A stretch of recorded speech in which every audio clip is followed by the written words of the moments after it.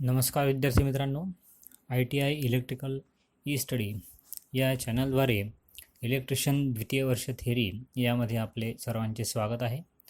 आज आपण या ठिकाणी ज्या सिंगल फेज मोटर्स आहेत त्या सिंगल फेज मोटरचे जे प्रकार आहेत त्या प्रकारांबद्दल थोडक्यात माहिती घेऊ. त्यामधील जो स्प्लिट फेज मोटर आहे त्याबद्दल देखील आपण या ठिकाणी माहिती घेणार आहोत. चला तर मग बघूया सिंगल फेज मोटर्स आणि त्यांचे प्रकार.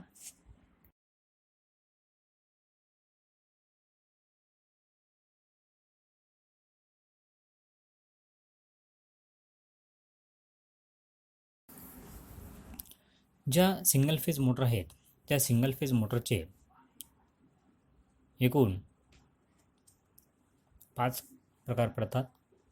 त्यामध्ये split phase motor, capacitor motor, shaded pole motor, universal motor आणि रिपल्शन मोटर हे या सिंगल फेज मोटरच्या प्रकारांमध्ये मोडले जातात.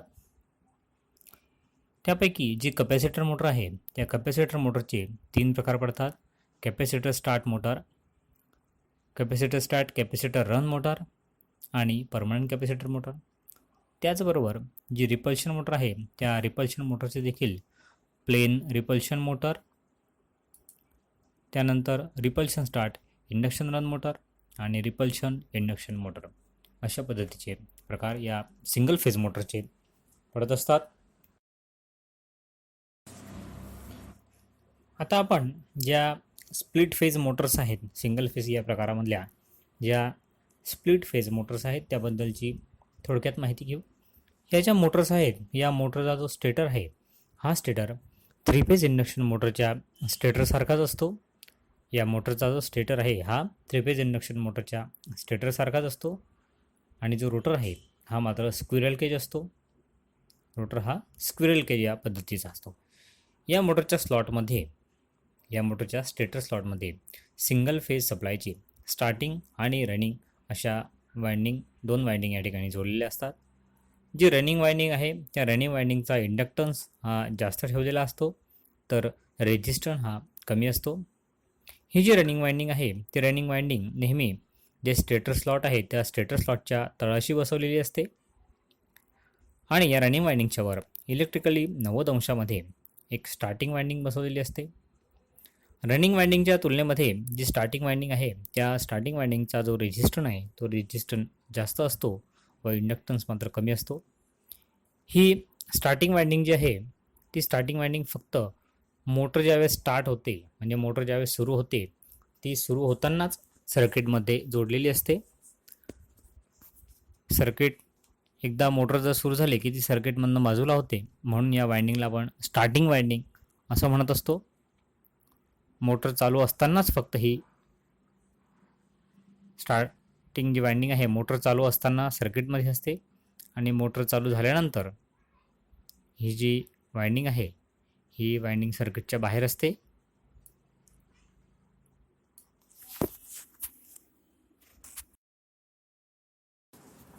आता आपण माहिती घेऊ या स्प्लिट फेज मोटरमध्ये जो स्विच वापरलेला असतो तो सेंट्रिफ्युगल स्विच त्याबद्दलची. ही जी स्प्लिट फेज मोटर आहे या मोटरच्या आतमध्ये जी स्टार्टिंग वायंडिंग बसवली आहे त्या स्टार्टिंग वायंडिंगच्या सिरीजमध्ये एक स्विच जोडलेला असतो आणि या स्विचला आपण सेंट्रिफ्युगल स्विच असं म्हणतो. स्टार्टिंग वायंडिंगच्या सिरीजमध्ये हा स्विच जोडलेला असतो आणि या स्विचला आपण सेंट्रिफ्युगल स्विच असं म्हणतो. हा जो स्विच आहे हा रोटरच्या शाफ्टवर जो सेंट्रिफ्युगल फोर्स आहे त्या सेंट्रिफ्युगल फोर्सवर ऑपरेट होणारा एक यांत्रिक पद्धतीचा स्विच असतो. हा स्विच मोटरच्या आतमध्ये बसवलेला असतो. मोटरच्या आतमध्ये शाफ्टवर हा स्विच बसवलेला असतो. या स्विचमध्ये 2 भाग असतात. पैकी एक भाग फिरता असतो तर दुसरा भाग हा स्थिर असतो. ह्या स्विचच्या सिरीजमध्येच स्टार्टिंग वायंडिंग ही जोडलेली असते म्हणजे हा स्विच स्टार्टिंग वायंडिंगच्या सिरीजमध्ये जोडलेला असतो. रनिंग किंवा जी मेन वायंडिंग आहे ही सप्लायच्या आणि ही जी स्टार्टिंग वायंडिंग आहे त्या स्टार्टिंग वायंडिंगच्या पॅरलल जोडलेली असते. परत बघूया आपण की या मोटरमध्ये हा जो सेंट्रिफ्युगल स्विच आहे हा स्टार्टिंग वायंडिंगच्या सिरीजमध्ये जोडलेला असतो आणि हा स्विच त्या मोटरच्या रोटरच्या शाफ्टवर बसवलेला असतो. या स्विचमध्ये एक फिरता तर दुसरा स्थिर असे 2 भाग असतात आणि हा जो स्विच आहे हा स्विच मोटरच्या शाफ्टच्या सेंट्रिफ्युगल फोर्सवर ऑपरेट होत असतो.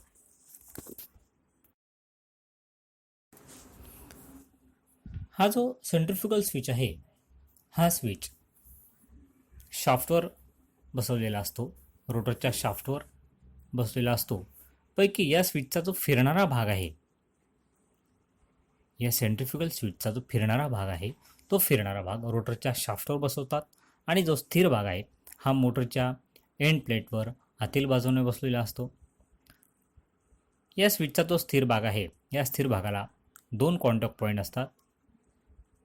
त्याला S1 आणि S2 असे नावं या ठिकाणी दिलेले असतात. S1 आणि S2 असे 2 कॉन्टॅक्ट पॉईंट त्या स्थिर भागाला असतात. ज्यावेळेस हा रोटर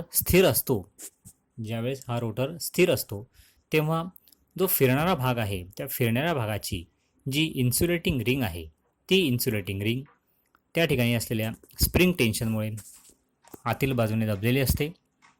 त्यामुळे जो स्थिर भाग आहे त्या स्थिर भागावरचे जे कॉन्टॅक्ट आहेत ते जुळलेले असतात व रोटर जेव्हा फिरायला सुरुवात करतो तेव्हा त्या ठिकाणी सेंट्रिफ्युगल फोर्स तयार होतो आणि या सेंट्रिफ्युगल फोर्समुळे फिरत्या भागावरील जे गव्हर्नर वेट आहेत ते बाजूला होतात आणि त्यामुळे त्या ठिकाणी असलेली इन्सुलेटिंग रिंग बाहेर येते आणि त्यावेळी स्थिर भागावरचे जे कॉन्टॅक्ट आहेत ते कॉन्टॅक्ट तुटून ओपन होतात आणि या क्रियेमुळे कॉन्टॅक्टच्या सिरीजमध्येच सर्किट जोडलेले असल्यामुळे म्हणजे स्टार्टिंग वायंडिंग जोडलेले असल्यामुळे ते सर्किट ओपन होते. म्हणजेच सेंट्रिफ्युगल स्विच हा मोटर बंद असताना क्लोज स्थितीमध्ये असतो, तो मोटर फिरत असताना हा स्विच ओपन असतो. सेंट्रिफ्युगल फोर्समुळे हा स्विच ओपन होतो आणि जी स्टार्टिंग वायंडिंग आहे त्या स्टार्टिंग वायंडिंगचं जे सर्किट आहे ते ब्रेक होतं. स्टार्टिंग वायंडिंग हे ओपन होते आणि फक्त रनिंग वायंडिंगवरती ही जी मोटर आहे ती मोटर कार्य करते. आता ही जी स्प्लिट फेज मोटर आहे या स्प्लिट फेज मोटरची कार्यपद्धती काय आहे ते बघूया. या स्प्लिट फेज मोटरमधली जी स्टेटर वायंडिंग आहे त्या स्टेटर वायंडिंगला आपण ज्यावेळेस सिंगल फेजचा सप्लाय देतो त्यावेळेस सिंगल फेज सप्लाय दिल्यानंतर जी रनिंग वायंडिंग आहे ती रनिंग वायंडिंग इंडक्टिव्ह सर्किटसारखी या ठिकाणी कार्य करते आणि जी स्टार्टिंग वायंडिंग आहे ती स्टार्टिंग वायंडिंग रेझिस्टिव्ह सर्किटसारखी कार्य करते. त्यामुळे काय होतं की रनिंग वायंडिंगमधून वाहणारा जो करंट आहे हा व्होल्टेजच्या जवळपास 90 अंशाने मागे म्हणजे लॅगिंग राहतो. स्टार्टिंग वायंडिंग ही रेझिस्टिव्ह सर्किटसारखी कार्य करते. त्यामुळे रनिंग वायंडिंगमधून वाहणारा करंट हा व्होल्टेजच्या 90 अंशाने मागे म्हणजे लॅगिंग राहतो आणि स्टार्टिंग वायंडिंगमधून वाहणारा जो करंट आहे हा व्होल्टेजच्या जवळपास इनफेज असतो. म्हणून स्टार्टिंग वायंडिंग आणि रनिंग वायंडिंग या दोघांमधून वाहणाऱ्या करंटमध्ये जवळपास 20 ते 30 अंशाचा या ठिकाणी फेज डिफरन्स तयार होत असतो. आणि हा जो निर्माण झालेला फेज डिफरन्स आहे या फेज डिफरन्सच्या प्रमाणामध्ये दोन्ही वायंडिंगच्या ज्या फ्लक्स आहेत त्या फ्लक्स तयार होतात आणि त्यामुळे या ठिकाणी 2 फेजसारखे फिरते चुंबकीय क्षेत्र तयार होत असते. आणि फिरते चुंबकीय क्षेत्र तयार झाल्यामुळे जो स्क्विरल केज रोटर आहे त्या स्क्विरल केज रोटरला टॉर्क मिळून जो रोटर आहे तो फिरायला सुरुवात होते. स्क्विरल केज रोटर एकदा फिरायला सुरुवात झाला की त्या रोटरचा जो वेग आहे त्या रोटरचा वेग त्याच्या मूळ वेगाच्या जवळपास 75 ते 80% इथपर्यंत आल्यानंतर म्हणजे 75 ते 80% एवढ्या वेगामध्ये तो रोटर आल्यानंतर त्या रोटरच्या शाफ्टवर जो सेंट्रिफ्युगल स्विच आहे तो सेंट्रिफ्युगल स्विच त्या ठिकाणी निर्माण झालेल्या सेंट्रिफ्युगल फोर्समुळे ओपन होतो आणि त्यामुळे जी स्टार्टिंग वायंडिंग आहे त्या स्टार्टिंग वायंडिंगचे सर्किट हे ओपन होतं आणि स्टार्टिंग वायंडिंगचं सर्किट ओपन झाल्यामुळे स्टार्टिंग वायंडिंग सर्किटमधून अलग होते आणि त्यानंतर फक्त जी रनिंग वायंडिंग आहे त्या रनिंग वायंडिंगच्या चुंबकीय क्षेत्रामुळे रोटर हा कंटिन्युअसली फिरत असतो. सेंट्रिफ्युगल फोर्समुळे सेंट्रिफ्युगल स्विच ओपन होतो आणि पर्यायाने जी स्टार्टिंग वायंडिंग आहे त्या स्टार्टिंग वायंडिंगचं सर्किट देखील ओपन होतं आणि नंतर फक्त जी रनिंग वायंडिंग आहे त्या रनिंग वायंडिंगच्या चुंबकीय क्षेत्रामुळेच हा रोटर या ठिकाणी फिरत असतो. आता आपण बघूया ही जी स्प्लिट फेज मोटर आहे या स्प्लिट फेज मोटरचे गुणधर्म कोणते कोणते आणि उपयोग कोणते कोणते. स्प्लिट फेज मोटरचे गुणधर्मांचा जर अभ्यास करायला गेलं तर ही जी स्प्लिट फेज मोटर आहे या स्प्लिट फेज मोटरचा स्टार्टिंग टॉर्क हा कमीत कमी असतो. स्प्लिट फेज मोटरचा स्टार्टिंग टॉर्क हा कमीत कमी असतो. तसेच या स्प्लिट फेज मोटरचा स्टार्टिंग करंट देखील जास्त असतो. स्प्लिट फेज मोटरचा स्टार्टिंग करंट या ठिकाणी जास्त असतो. या मोटरचा पॉवर फॅक्टर हा कमी असतो. स्प्लिट फेज मोटर जी आहे या स्प्लिट फेज मोटरचा पॉवर फॅक्टर हा कमी असतो. ही जी मोटर आहे या मोटरची गती जवळजवळ कायम असते. स्प्लिट फेज मोटर जी आहे त्या स्प्लिट फेज मोटरची गती ही जवळजवळ कायम असते. हे बघितले आपण गुणधर्म. त्यानंतर बघूया ही जी मोटर आहे या मोटरचा उपयोग कोणत्या ठिकाणी केला जातो. ज्या ठिकाणी जास्त स्टार्टिंग टॉर्कची आपल्याला आवश्यकता नाही, या मोटरचा स्टार्टिंग टॉर्क हा कमी असतो, म्हणून ज्या ठिकाणी कमी स्टार्टिंग टॉर्कची आवश्यकता आहे, जास्त स्टार्टिंग टॉर्कची आवश्यकता नाही, अशा ठिकाणी ही जी मोटर आहे ही मोटर वापरली जाते. उदाहरणार्थ वॉशिंग मशीन आहे, व्हेंटिलेटिंग फॅन आहेत, पोर्टेबल बेंच ग्राइंडर आहेत इत्यादी ठिकाणी ही जी स्प्लिट फेज मोटर आहे ती स्प्लिट फेज मोटर वापरली जाते. मित्रांनो, आज या ठिकाणी आपण स्प्लिट फेज मोटर जी आहे जी स्प्लिट फेज मोटर आहे त्याबद्दल थोडक्यात माहिती घेतली. धन्यवाद.